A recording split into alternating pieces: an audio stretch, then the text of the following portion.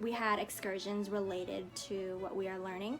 So it would either be go to a museum, or we visited a cave in the suburbs of France, I think. The city was called Auxerre. So it was interesting to go out of Paris, and instead of seeing all the famous landmarks, we got to actually see the city for what it is, and even the less famous parts of it, so to say. And of course, you can go to the Louvre and Versailles and Musée d'Orsay on your own time. And what's great is that if you use your student ID that you get for University Paris Diderot, you can get in for free at the museums. This is the observatory that we went to, and this is the rooftop view of Paris. So we went around sunset and stayed till night, which is like 10 or 11. And then we all signed a book to show that we went and we looked at the moon at night through the big telescope. And we were able to travel to Switzerland on a plane to see CERN, C-E-R-N. And the costs were all included within the program fee that we paid ahead of time, so there was no additional cost we had to pay. And we rode the EasyJet plane, I believe, for about an hour or less. It was very close, so we were able to go to CERN. So CERN is where a lot of physicists and engineers use scientific instruments to study fundamental particles or matter. And it was really interesting to get this tour, and I recommend others to go if you have the chance. This is CERN's outside, and we got a tour at this facility and watched a short video. So for housing, all students stay at Cité Universitaire, which is mostly international students. For me, I think everyone also got a single room, so that was furnished. So there's a desk, a chair, a bed or mattress, and a bathroom all to yourself, which is great. And if you ever have people staying over with you, all you have to do is just pay €6 and you can get an extra mattress to be placed in your room for them. So it's more convenient for everybody. And it was so nice to have a view of the courtyard or garden inside, because whenever the cherry blossoms came in the spring, I would see it. Yeah, so I strongly encourage you to study abroad in nice weather because it makes all your pictures look better. And then I heard it was a bad idea to go during winter because it's not as great for, because the flowers aren't out yet and it's not as great aesthetically. This is a view outside of my room, and I loved it because it was so beautiful, especially during the springtime when the pink petals were falling down.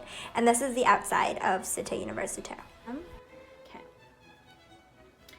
And within Cité Universitaire, there is a doorman and a desk clerk, so it's pretty safe even at night. And I've seen students walking around even at like 10 p.m., 11 p.m., midnight. So I think it's relatively safe.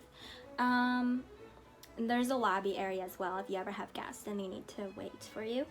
Oh, and there's an elevator, so that's essential for moving in. So don't worry if you have big suitcases. And, oh, for the language, I don't think there was much of a barrier between me and the Parisians. Even when I was getting a taxi, they spoke English. When I ordered food, they spoke English. So don't ever feel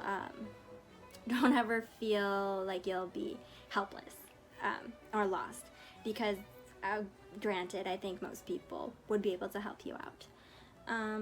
Yeah, and I would encourage you to use as much French as possible while you're there because it'll help you improve your language skills. And yeah, you likely won't get that much of an opportunity when you come back to the States. Some French I learned in class was Je suis étudiante à l'Université de Chicago. J'étudie l'économie. And I went to the Louvre about 3 times, and I still don't think I finished seeing everything. It's so big there, it's like a maze. But of course you have to see Mona Lisa. There are a lot of people there, and the Mona Lisa is like super tiny in a glass case, So it's worth it to see, but you're gonna have to elbow your way to the front to get a good view. Okay. I got these really nice pictures of the Louvre inside the building actually, and then this is the upside down Louvre reflected, and then that's the Eiffel Tower. So I really recommend taking pictures inside the building out because you get the best views. And here is one of the biggest galleries that they have, and I loved seeing the Greek and Roman sculptures and the marble. It was really nice. And the high ceilings of this place was amazing. There's so many different artworks you could see. But yeah, this is a bird's eye view.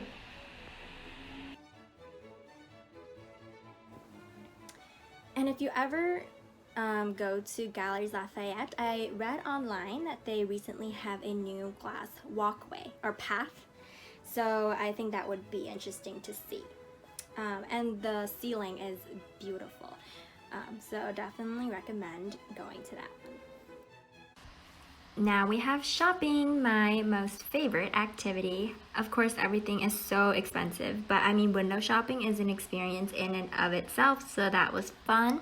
And this is a rooftop view of the place of Paris, and there's the Eiffel Tower. This is the outside of the Louvre, and up close at one of the sculptures. I love the architecture here. It's wonderful. And here is one of the other stores, Printemps, that also sells really expensive things, and macarons. As you can see, there's Louis Vuitton. Musée d'Orsay. Any museums, just try to go because you likely would get in free. Okay, so Versailles. Oh, for Versailles, you can take 2 trains there. So just transfer between those 2 trains. I believe it's 20 euros for 1 ticket. And you can see that. And then other places I'd recommend checking out is Arc de Triomphe and Champs-Élysées, the street where you shop. So they're nearby each other. There's a lot of designer brand names there.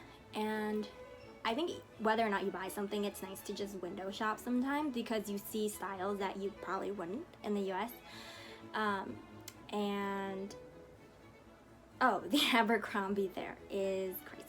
The way that it's so fancy, so elegant. Like, I just took a picture just to go inside because when you walk into the store, you pass like a small courtyard, and it feels so peaceful and nice and rich.